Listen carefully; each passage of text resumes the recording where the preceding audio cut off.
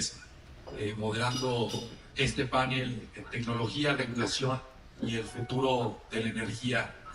Definitivamente el futuro de la energía en nuestro país es uno en el que vayamos una tendencia hacia la democratización y una descentralización del mercado eléctrico mayorista. ¿Cómo logramos pasar de tener 5 o 10 generadores grandotes a tener 10 millones de hogares y de pequeñas y medianas empresas que estén activamente participando en el mercado eléctrico mayorista? Todo esto desde una visión de qué es lo mejor para nuestro país en términos ambientales y cómo también lo logramos teniendo ahorros y siendo más eficientes energéticamente. Pero también es el futuro de la energía, tiene que tener un factor primordial, que es que tiene que estar centrado en las personas. Tenemos que ver cómo logramos incorporar, cómo logramos tener un modelo de desarrollo inclusivo que beneficie a todos y a todas los mexicanos. Y en ese sentido, pues es fundamental el uso de la tecnología, de las nuevas tecnologías de generación, en que vaya estando el almacenamiento, el hidrógeno verde, que sean más eficientes cada vez los paneles solares. Y para todo eso tenemos que tener un regulador que vaya a la par del mercado, que vaya poniendo la regulación y las reglas del juego para que puedan estar estas inversiones y pueda haber una certeza y una certidumbre para todos los empresarios. Y en ese sentido, pues para mí es un honor compartir este panel con tan honorables ponentes, y voy a empezar presentándolos. Todavía falta uno que está en el tráfico, pero ahorita llega y ahorita lo presentamos, pero ahorita se incorpora llegando. Empiezo presentando al secretario de Economía de la Ciudad de México, Fadala Acabani. Bienvenido, secretario, muchas gracias. Él es licenciado. Él es licenciado en Sociología de la Facultad de Ciencias Políticas y Sociales de la UNAM, con diversos diplomados en Desarrollo Regional por la Facultad de Ciencias Políticas y Sociales, en Desarrollo Comunitario por la Escuela Nacional de Trabajo Social, en Historia Económica de México e Historia Económica Global por el Banco de México, en Administración Pública por el Claustro de Sor Juana, así como en Análisis Político en la Cámara de Diputados. Con más de 25 años de experiencia en el sector público, ocupado diversos cargos, entre los que destacan Director de Asistencia y Desarrollo de la Secretaría de Gobernación, Jefe Delegacional en Benito Juárez, Director General de Análisis de Programas de Apoyo al Campo de Zagarpa, Director General del Fondo para el Desarrollo Social de la Ciudad de México. Desde el mes de octubre de 2019 fue designado como Secretario de Desarrollo Económico de la Ciudad de México por la jefa de gobierno, la doctora Claudia Sheinbaum. A la par de su actividad pública, se desempeña como empresario del sector nuevo. Bienvenido, secretario, muchas gracias. También aprovecho para presentar a Bruno Ortiz. Bienvenido.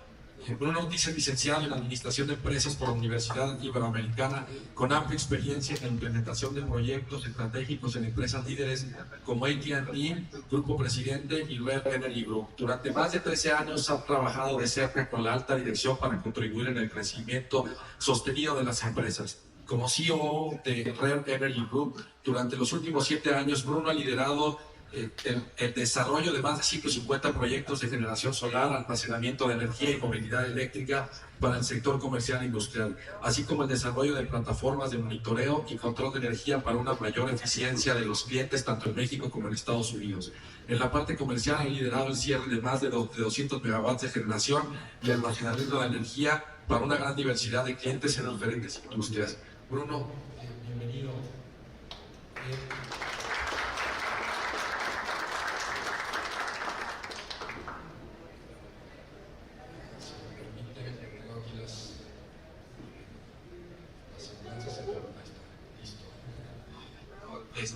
Argenis Bausan, ya llegó. Hola, perdón, ahora. No te preocupes. Presento a Argenis Bausan, quien es socio líder digital de Lighthouse de KPMG para el clúster de México y Centroamérica.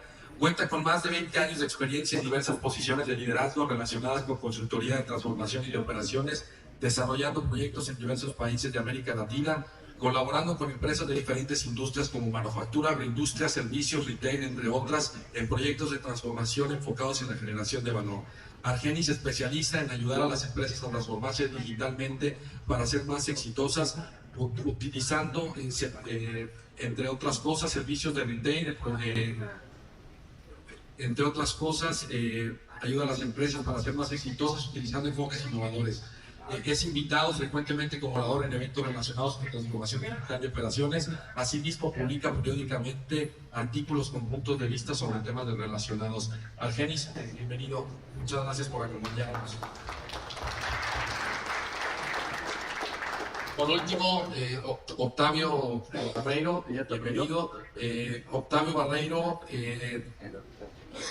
un segundo. Listo. Octavio Barreiro es un profesional ambiental con 15 años de experiencia en evaluaciones, gestión, permisos y cumplimiento ambiental y de sustentabilidad, principalmente para la industria energética, farmacéutica y agroquímica. Tiene una maestría en ciencias ambientales de la Universidad de East Anglia en Reino Unido y es licenciado en ingeniería industrial por Universidad Iberoamericana de México. Octavio, bienvenido, muchas gracias por tu ya pusieron el anuncio. Bueno, pues arrancamos con este panel. Primero, la primera va para Argenis. Argenis, con este contexto de las tecnologías, la sustentabilidad y ahora que la tendencia de los edificios sostenibles en toda la arquitectura y el desarrollo, ¿cómo juega el Internet de las cosas en edificios sostenibles y cuáles son las soluciones para la gestión eficiente de los recursos? Gracias. Me voy a ir un poco para atrás, ¿no? Yo creo que hay tres tendencias importantes que están afectando todo este tema de tecnología en el sector. La primera es el cambio climático. Todos sabemos que esto es el aumento de la temperatura de la Tierra. Todo. Y el segundo tema es el tema de la propia tecnología que está cambiando radicalmente. Y lo vemos con el ChatGPT famoso y otras herramientas. Y otro tema que afecta sobre todo a este sector es el tema de la geopolítica. Entonces, eso ha generado, desde el punto de vista tecnológico, varios temas. Uno es descentralización, que ya lo han platicado, cómo distribuyo más la generación y la distribución. La otra es la descarbonización, ¿no? Cómo bajamos la emisión de CO2. O, como escogen algunos, lo capturo y lo almaceno bajo tierra. Hace una solución también que está saliendo. Temas como nuevas tecnologías que están saliendo. Entonces, toda esta tecnología que están surgiendo es una respuesta al dinamismo del propio sector. Uno de ellos es IoT, vamos a hablar un poco más detalle de eso, pero el otro es la inteligencia artificial, Big Data, hay muchas tecnologías que están surgiendo. Entonces, la invitación allí a todas las empresas del sector es cómo hacemos, sobre todo aquí en México, para apalancar la tecnología que nos democratiza mucho en la eficiencia, para nosotros ser una punta de lanza en ese tipo de temas. La tecnología nos va a hacer diferente. Este es un sector, yo me recuerdo, yo nací en Venezuela, haber trabajado en plataformas petroleras y muy remotos. Son utilidades que están en lugares lejanos y en algunos casos peligrosos. Entonces, la tecnología tenemos que utilizarla para ayudar a nuestra gente a que trabaje en temas más estratégicos, no estar en un sitio remoto en peligro. Tuve amigos incluso que en plataformas petroleras. Entonces, ahí la tecnología es una palanca importantísima. No le tengan miedo a la tecnología. Una persona decía, no le tengan miedo a la inteligencia artificial. Tenle miedo al que sabe usar. Entonces tenemos que aprender nosotros a cómo utilizar todos estos elementos para ser cada vez más eficientes, para ser más productivos y para ser, ahora sí, un líder dentro de un mercado. Ya no estamos compitiendo contra nosotros mismos, estamos compitiendo contra el mundo. Entonces tenemos que convertirnos en los diferentes elementos del sector energético en líderes que buscan obviamente el tema de sustentabilidad, pero también el hecho de ser más productivos en su generación y distribución. Muchas gracias, Argenis. Me gustaría puntuar totalmente de acuerdo. Creo que aquí pues estamos los del América, los de las Chivas, los del Cruz Azul, pero al final del día todos somos la selección mexicana, ¿no? Y estamos compitiendo contra el mundo y es como tenemos que trabajar en conjunto. Bruno, si nos pudieras platicar la tecnología del almacenamiento de las baterías, cómo juega el tema de inteligencia artificial, nuevas tecnologías de generación, blockchain, platícanos un poco, por favor. Seguro, y bueno, primero que nada, muchas gracias por la invitación. Es un honor estar aquí con gente con trayectoria como ustedes. Bueno, creo que el panel pasado se habló mucho de almacenamiento de energía. Fue un panel muy completo, Manuel, muchas felicidades. Creo que mejor voy a platicar yo de los rumores de la Fórmula 1 que el Checo Pérez quiere campeón del mundo, ¿no? Realmente, a mí me gustaría platicar un poquito a lo mejor de cómo hemos visto, sobre todo en el impacto económico o en los retornos de inversión de este tipo de tecnologías a través del tiempo, ¿no? Solamente para platicarles un poquito, de diciembre del año pasado para acá, en almacenamiento de energía, hemos visto una reducción de hasta un 30% de la tecnología. O sea, es algo que justamente se planteó hace rato, ese rumor o esa idea de que las baterías siguen siendo muy caras, no es cierto. Hoy ya vemos retornos de inversión que van desde 2.5 años hasta los 5 años, si bien es cierto que no aplica para todos, ¿no? Y es algo que sí tenemos que nosotros como usuarios finales, dependiendo de la solución que buscamos, tener una estrategia y un análisis energético para poder determinar si el almacenamiento de energía te conviene o no te conviene, porque hay muchos perfiles de carga que actualmente no hay. Bueno, me gustaría sumar quizá un par de diferentes soluciones al almacenamiento de energía que no se platicaron hace ratito, que por ejemplo, sé que en esta sala hay mucha gente en nuestro hotelera, ¿no? Para digamos que emergencias naturales o sobre todo hoy en día en el Caribe, para huracanes o desastres naturales, el almacenamiento de energía jugando un rol muy importante, y en países caribeños cada vez se aplica un poco más porque ayuda en lo que se restablece la red, en lo que empieza a haber una estabilidad después de este tipo de situaciones lamentables, ha jugado un rol muy importante, ¿no?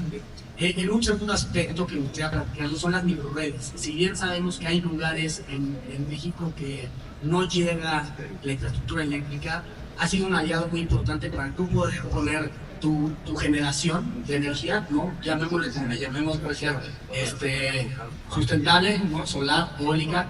Se puede tener un tema de almacenamiento de energía que las baterías cada vez van a jugar más un papel importante en esta transición energética. Con algunas soluciones como estas llegan para que las baterías más que te van a ayudar a dar esa potencia con toda esta transmisión para poder echar a andar ciertas cosas. Y ahora bien, esto digamos que son soluciones que están conectadas a un centro de carga. Sin embargo, hoy en día tenemos muchos retos que seguramente vamos a platicar ahorita más adelante en la matriz energética del país, ¿no? Donde es muy conocido que las líneas de transmisión en muchos nodos están saturadas. Entonces, en otros países actualmente se tienen soluciones donde el almacenamiento de energía funciona para desahogar esas saturaciones de red, y una vez que pasan las saturaciones funcionan como una planta de generación y vuelven a inyectar la transmisión, ¿no? Entonces, de este tipo hay muchas soluciones que se pueden explorar. Yo lo que recomendaría es que cada uno de nosotros, desde nuestro perfil de usuario, analicemos una estrategia para determinar si alguna de estas soluciones puede o no funcionar. Muchas gracias, Bruno. Octavio, es el encargado en Bayer de la protección ambiental. ¿Nos puedes platicar, por favor, cómo influye el medio ambiente en la toma de decisiones en la empresa? Sí, gracias. Bueno, digamos, en este panel me toca ser parte de usuarios de energía o de empresas que utilizan mucha energía. Entonces, pues digamos, respecto a la pregunta, ¿cómo el medio ambiente influencia? Yo creo que Bayer, estando en el sector farmacéutico y en el sector de la nutrición, en el sector agrícola, tiene evidentemente ya cuestiones medioambientales que tienen que incluir. Entonces, por un lado tenemos estas dos realidades, el medio ambiente con todos los retos que todos enfrentamos, en el sentido de el cambio climático, por ejemplo, sabemos que es la mayor amenaza a la seguridad alimentaria, es también la mayor amenaza al agua. El agua, por ejemplo, como el evento que nos está enseñando todos los días cómo se ve y cómo se hace aquí en el cambio climático en décadas, en ambos lados del espectro. Por un lado, con sequías, con escasez de agua en muchos lugares donde pegamos y en las ciudades, aquí estamos viendo en la Ciudad de México. Por otro lado, con inundaciones, con desastres naturales cada vez de más intensidad. Entonces tenemos digamos, contexto y estos retos, y por otro lado está Valle. ¿Qué hace Valle? Bueno, Valle está en el sector agrícola, principalmente es una de sus divisiones más fuertes, en donde el consumo de agua implica el 70% del consumo global para por un lado tenemos eso, por otro lado pues tenemos la capacidad entonces de influenciar cuánto carbono y cuánta agua se está consumiendo en nuestros procesos. En ese sentido, pues hay animales con realidades y me parece que las decisiones de negocio que se toman hoy en día por parte de Bayer en un pues, ambiente regulado intensamente en materia ambiental, tenemos operaciones de muchos países, y la legislación, los impuestos estatales que estamos viendo en México, por ejemplo, también implicarán que tengamos que enfocarnos en temas energéticos, en temas de ahorros, en temas de emisiones, además de todos los requerimientos que vienen de la Unión Europea, por ejemplo, los reportes ambientales que siguen creciendo con aseguradoras, con agencias calificadoras, con bancos. De modo que si hacemos este análisis entonces y enfrentamos estas dos realidades, pues queda claro que cada decisión de negocio termina siendo una decisión que está ligada al medio ambiente, ¿no? Entonces, si pensamos en dónde producir un nuevo producto, por ejemplo, tenemos que pensar en cuánto carbono se emite. Entonces es una decisión de carbono. Si pensamos en un nuevo proceso o en una nueva tecnología, tenemos que pensar en la disponibilidad de recursos hídricos, por ejemplo, en ese lugar. Y entonces también es una decisión de agua. Si lanzamos un nuevo producto, por ejemplo, para protección de cultivos, tenemos que pensar en las implicaciones de salud sociales, entonces es también una decisión social. Entonces, digamos, para cerrar esta pregunta de cómo lo contribuye el medio ambiente, me parece que está integrada totalmente en la estrategia. Como una empresa que tiene una cadena de suministro además enorme y le sigue enfrentando estos retos. Muchas gracias, Octavio. Secretario, con esta introducción, temas del agua, contaminación, y sobre todo con el reto que enfrentan las entidades federativas al ser la energía un tema de ámbito federal, en donde bueno, están las instituciones del Estado, los reguladores, el operador, el transportista, el distribuidor. ¿Cuáles son las herramientas, qué proyectos puede llevar a cabo la entidad federativa con el panorama ambiental actual de la Ciudad de México? Bueno, muchísimas gracias por la invitación. En la Ciudad de México, desde que arrancó esta administración, se presentó a la ciudadanía y sobre todo al sector de y a todos un plan de combate a la contaminación, de transición energética, de electromovilidad llamado Ciudad Solar. Eso lo hizo la entonces jefa de gobierno, la doctora Claudia Sheinbaum, en un evento que realizamos donde se presentó el proyecto de gobierno. Es decir, lo que hemos hecho en la Ciudad de México ha sido conforme a lo planteado desde el inicio de esta administración. No hay ningún tipo de improvisación, sino por el contrario, apegado a este proyecto. El proyecto Ciudad Solar, en lo que corresponde a la Secretaría de Desarrollo Económico, tiene como papel fundamental impulsar la transición energética en el sector privado.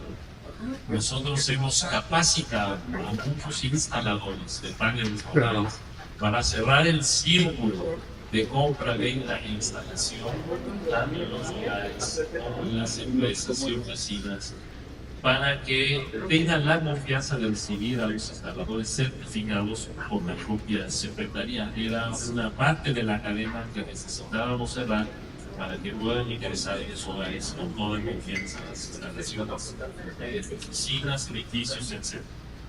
Igualmente, impulsamos a través de créditos la instalación de paneles solares en las viviendas. Es decir, que puedan adquirir un crédito y en lugar de pagar la luz, pagan lo que corresponde a los activos que son básicamente toda la instalación en materia de paneles solares. Igualmente impulsamos la electromovilidad desde el sector público con el cablebús en Iztapalapa, el cablebús en Gustavo Amadero, con líneas de metrobús totalmente eléctricas y la renovación de los trolebuses que todos conocemos con casi 500 nuevos trolebuses eléctricos ya con baterías, de tal manera que es un impulso importante a la electromovilidad en la ciudad. Tú me preguntabas, bueno, cuál es la aportación de un Estado en este sentido. Y bueno, pues creo que puede ser mucho si hay un compromiso real por parte de sus autoridades en esta transición energética que es irremediable. Y por supuesto, lo que hicimos en la central de Abasto, e igualmente en otros mercados públicos de la ciudad, instalamos paneles solares en los techos de la central de Abasto, 20 hectáreas de paneles solares que van a reducir dramáticamente la contaminación, sobre todo en esa zona, e igualmente va a surtir electricidad de energía limpia a más de 10.000 hogares alrededor de la propia central de Abasto, así como a instalaciones públicas y privadas que colindan con esta central, que es una de las más grandes mercados del mundo, si no es que el más grande, es uno de los más grandes. En cuanto a quisiera señalar, igualmente instalamos plantas de biodiesel para poder transformar el aceite usado de diferentes cocinas, mercados públicos, restaurantes, etcétera, y transformarlo en diésel, y este diésel lo utilizamos en los camiones que se utilizan para transportar a los trabajadores de toda la comunidad en la propia central de Abasto. Hay muchos ejemplos más. Lo que quiero señalar es que tenemos un proyecto claro en lo que es la transición energética en la Ciudad de México. No hay confusión de nuestra parte. La doctora Claudia Sheinbaum en su momento con mucha claridad expuso que lo estamos cumpliendo tanto en materia de movilidad, como en otros aspectos relativos a la transición. Y yo creo que es una entidad federativa y que no toda la carga debe ser del gobierno federal. Es una responsabilidad compartida y en ese sentido hemos cumplido con nuestro compromiso en el combate a la contaminación y en la transición energética. En el siguiente punto, si me lo permiten, voy a platicar luego de los proyectos a futuro, pero también de cómo es posible avanzar coordinadamente las autoridades locales y federales en una transición energética ordenada y transparente.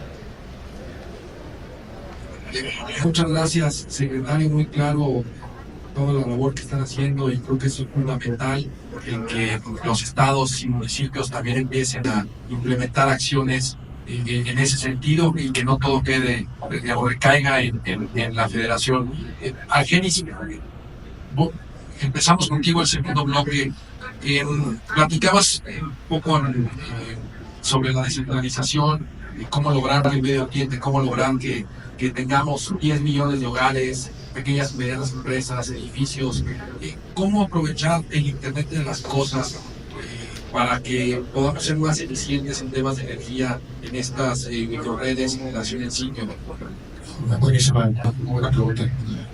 Yo creo que voy a empezar quizá con un par de hechos, ¿no? que yo creo que son evidentes. El primero es que la demanda de energía no va a bajar. Eso no va a pasar. Va para arriba y va a seguir subiendo.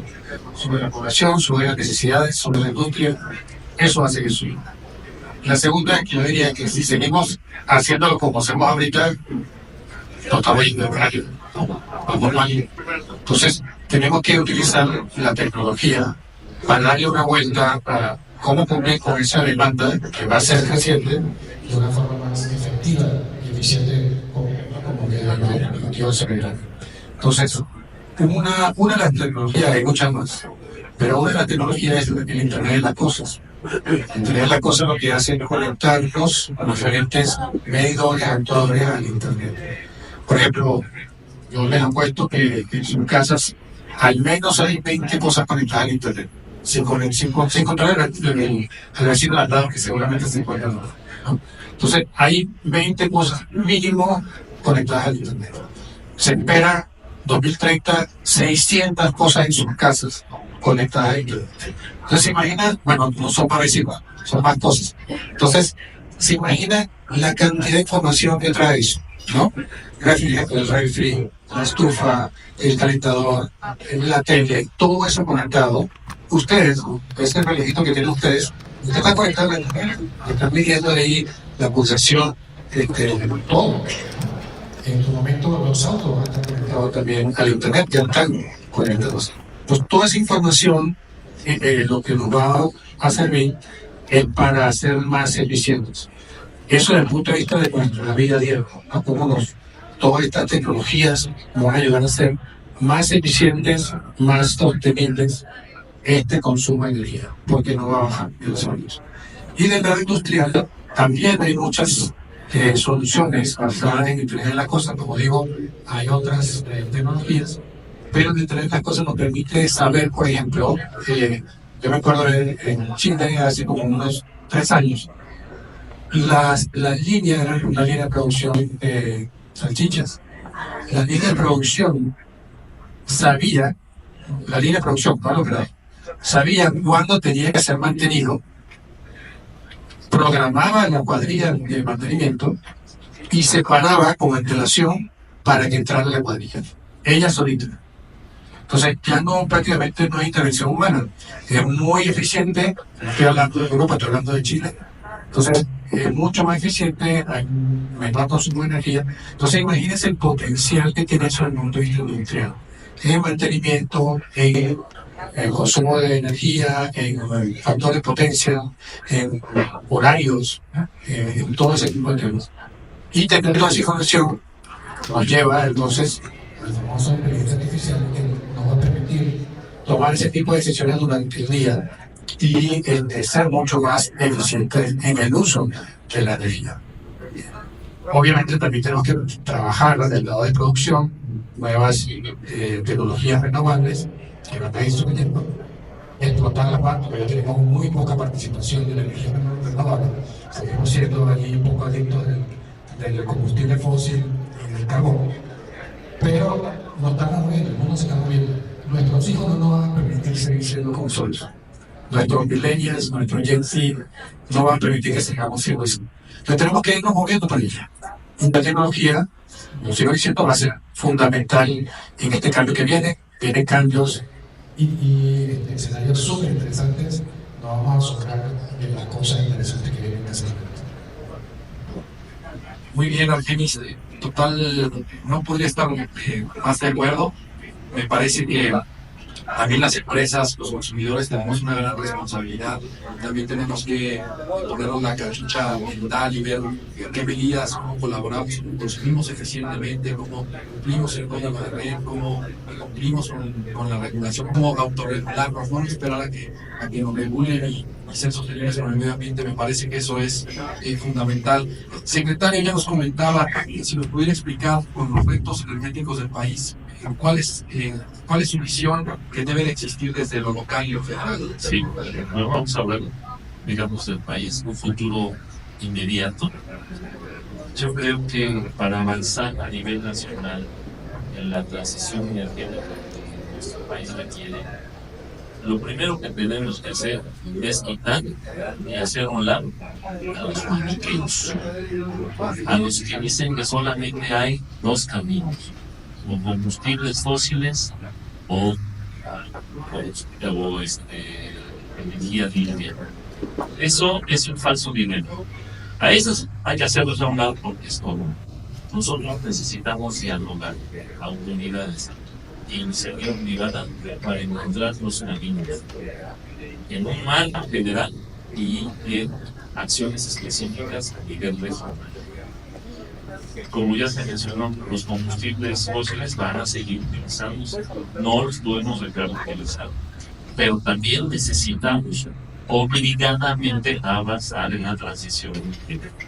Son dos carriles diferentes, no es uno u otro, como nos quieren hacer ver algunas personas, son los que estorban. Vamos a avanzar en el camino correcto. Y bueno, en ese sentido, creo que hay una instrucción fundamental del presidente cuando señala que no hay que construir zonas económicas o polos de desarrollo económico solamente, sino hay que construir polos de desarrollo económico integrales. Por ejemplo, todo el corredor transísmico que se están construyendo. Parques industriales, no. Polos de desarrollo integrales, donde quienes van a trabajar ahí cuenten con todos los servicios, viviendas, hospitales, en fin, cultura, recreación, etcétera. De lo contrario, vamos a crear conflictos y en lugar de avanzar en una transición energética integral y humana, como ya se ha señalado, ya hay que pensar en darle cuentas en el bienestar de las personas que son quienes componen finalmente una economía e ir acompañando de una transición energética inteligente. De tal manera que, como ya lo señalé, no hay marcha atrás, hay claridad en lo que requiere este país en materia de suficiencia energética. Tenemos algunos rezagos, pero sí estamos avanzando en el suministro de energías limpias para la industria, para el comercio y para las zonas urbanas. Eso es algo que no podemos negar y que tenemos que avanzar y que es muy claro para la siguiente administración. Ese es el futuro que yo considero y que tenemos que hacer compatible con las administraciones de las entidades federativas. Eso está sucediendo en Nuevo León, está sucediendo en Durango. Ahora hay una mayor repartición en la inversión extranjera directa, del 100% de la inversión extranjera directa. Por primera vez en la historia está ocurriendo que hay casi la mitad de la inversión se está yendo al sureste de nuestro país, y eso es un dato muy importante que refleja un desarrollo económico homogéneo en todas las zonas económicas de nuestro país. No todo se va al norte, no todo se va a la frontera con Estados Unidos, y hoy mucha inversión se está yendo al sureste de México, lo cual es muy, muy importante, pero sí acompañado de los servicios de energía que se requieren. Es decir, estamos buscando desde el gobierno al que yo pertenezco, tanto el gobierno de la ciudad como el gobierno de México, estamos buscando un desarrollo equilibrado para nuestro país y una construcción económica y social de bienestar para toda la población.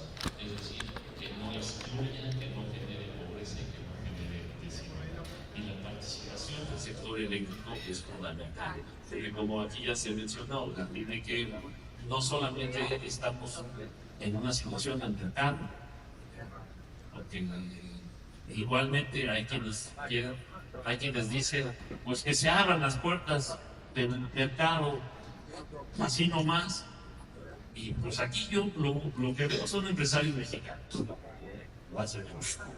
Empresarios mexicanos abrieron las puertas, van a llegar las grandes corporaciones extranjeras y ¿qué van a hacer? Se van a comer.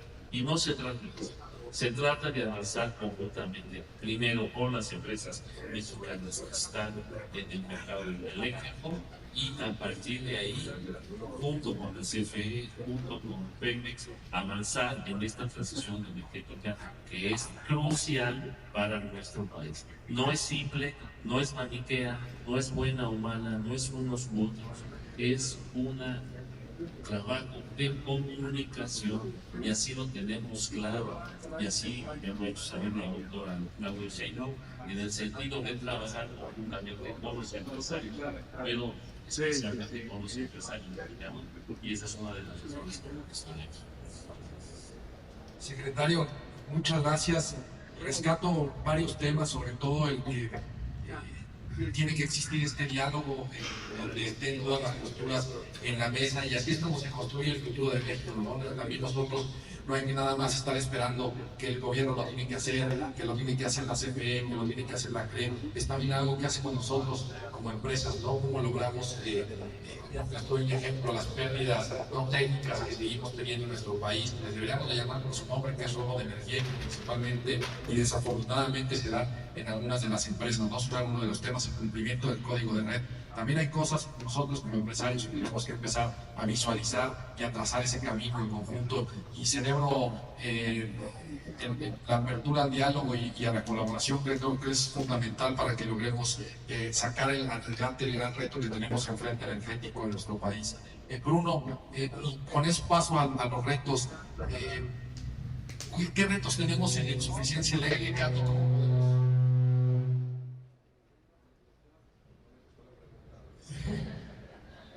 ¿Qué retos tenemos en la insuficiencia eléctrica y cómo podemos solucionarlos?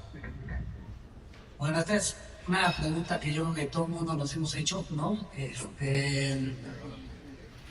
Hoy creo que, hoy vivimos un México momento, ¿no? Hace rato y lo he escuchado en este foro y a todos, el nearshoring es algo que nos da como país un potencial gigantesco para crecer en todos los ámbitos, ¿no?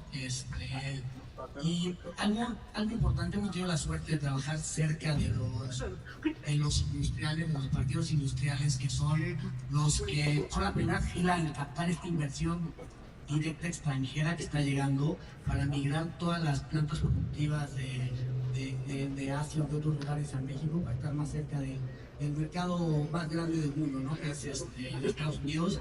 Bueno, hay varios retos ahí, pero uno de los retos más importantes que nos han platicado es la parte energética, ¿no? Y no nada más es la disponibilidad de KVAs, sino que cada vez es más común que estas inversiones vengan comprometidas con un factor renovable, un factor sustentable. Entonces, no nada más es qué hacemos para llevar la energía, sino qué hacemos para llevar energía renovable que tenga un menor impacto ambiental, ¿no? Entonces, desde ese punto, nosotros vemos como Red Energy Group tres diferentes visiones, ¿no? La de largo plazo es una realidad que a estos industriales todos los días nos tocan la puerta, y en algunos lugares más que otros, y les dicen: oye, necesito tantos miles de kVA para mi producción.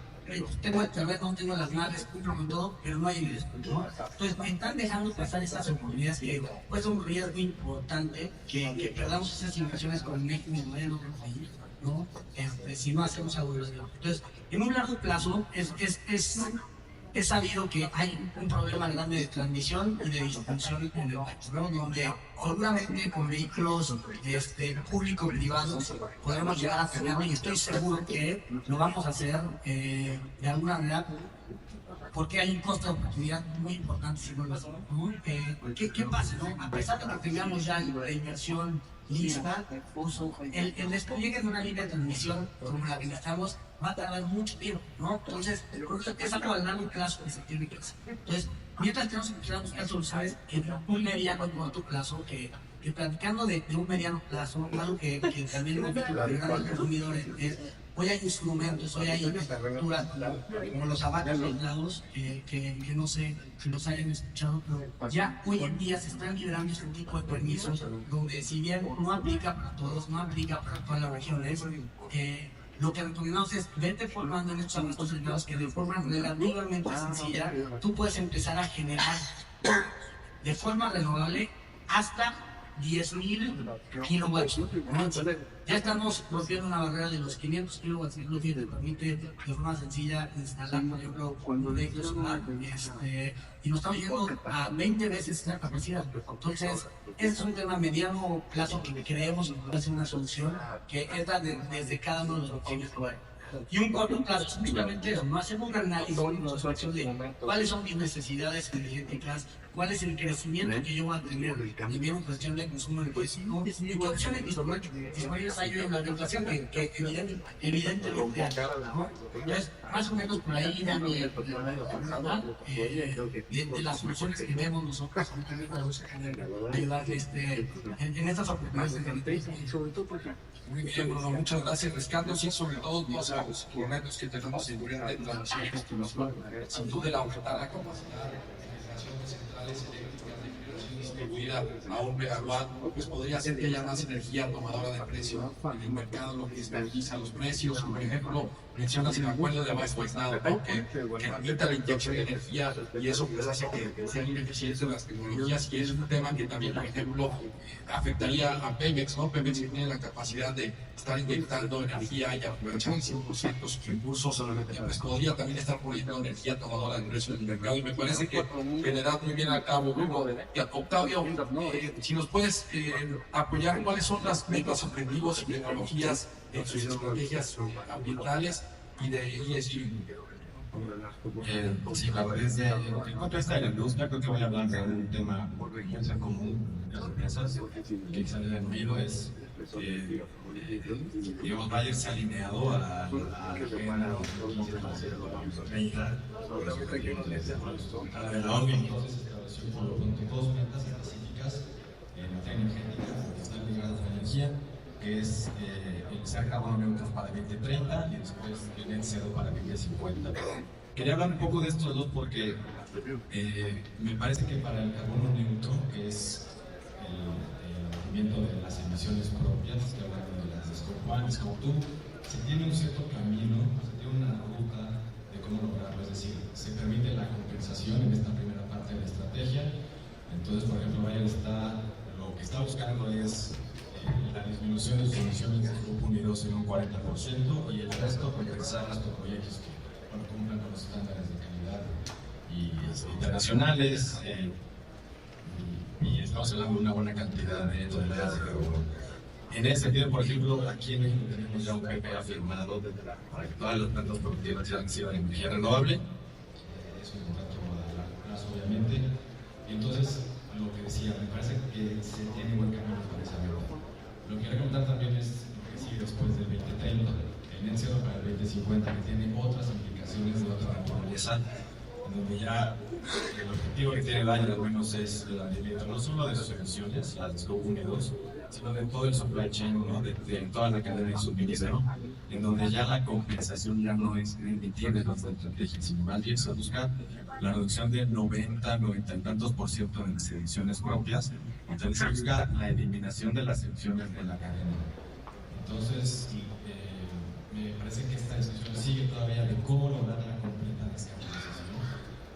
Porque, insisto, no están las respuestas si quitamos la compensación, ¿no? Que es una estrategia que pues, es común en muchas empresas. Pero si queremos realmente lograr el net cero, empresa que sea, insisto, es una meta muy común, es muy lejana. Me parece que quedan todavía muchas discusiones, hay mucho espacio para la innovación, para alternativas, para relaciones con el gobierno, para acuerdos. Y bueno, eso es lo que digo, ¿no? Que no están todas las respuestas dadas en esa materia. Muy bien, Octavio, sin duda tienen claro sus metas de reducción de carbono, sobre todo ahorita que acaba de iniciar el año pasado en octubre en Europa el Carbon Border Adjustment Mechanism, que es un tema que le va a poner un arancel de carbono a todas las importaciones que vayan hacia Europa, por este tema de la contabilidad de carbono a nivel mundial, y lo que quieren es que si ellos están reduciendo emisiones, pues también los países importadores hacia la Unión Europea también estén reduciendo esas emisiones. Creo que es fundamental que las empresas empiecen a ver el tema de descarbonización. Me gustaría pasar a preguntas y respuestas por parte de nuestro auditorio. Si por ahí alguien tiene alguna pregunta o respuesta, por allá. Adelante, por favor. Buenos días. La pregunta es, dando claro que hay estados en los cuales la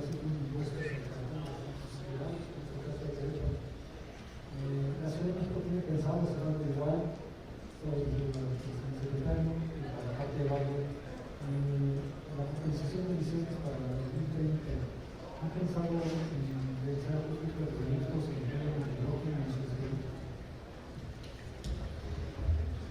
Bueno, en la Ciudad de México estaba perdiendo su vocación industrial por cuestiones generalidades. Nosotros decidimos recuperar la vocación industrial de la Ciudad de México en la zona industrial de Valle. No se puede instalar. Lo hemos construido entre todos. Hay una cuestión exógena, pero también hay una cuestión de participación de empresas y autoridades para lograr este momento económico tan importante que está viviendo nuestro país. No es casualidad. La delocalización siempre ha existido, pero ahora se vive con mayor intensidad porque tenemos un gobierno.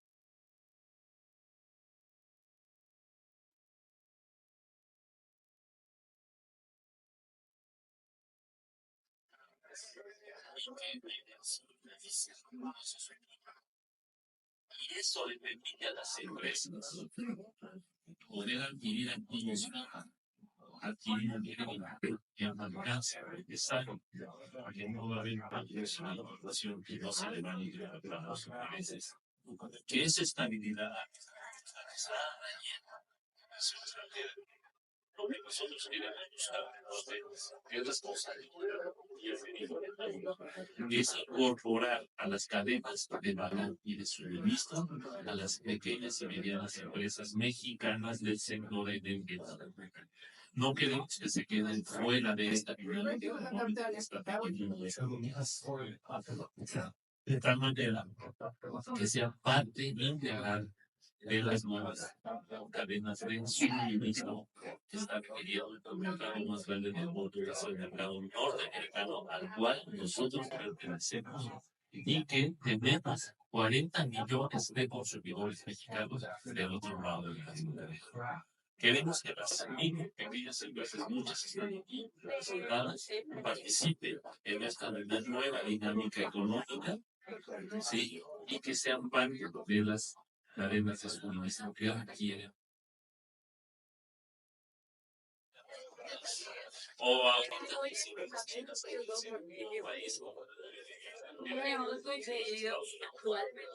está buscando los aspectos de su cadena.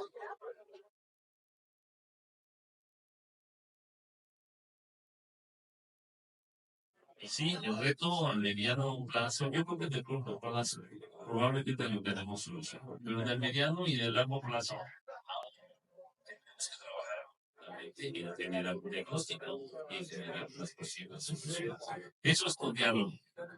Y no como quienes quieren hacer que la actividades en el sonido de calidad. Eso es para los que no quieren dar México.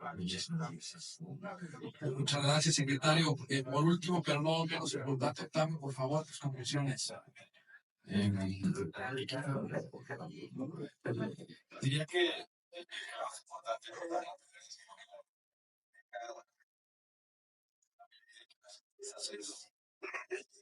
información precisa, ¿no? En Latinoamérica, el 70% de las emisiones.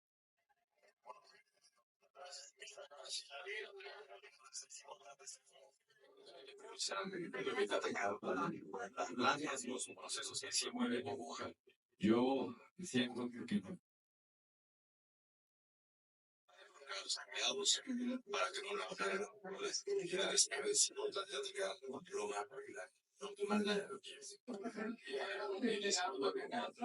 financieros.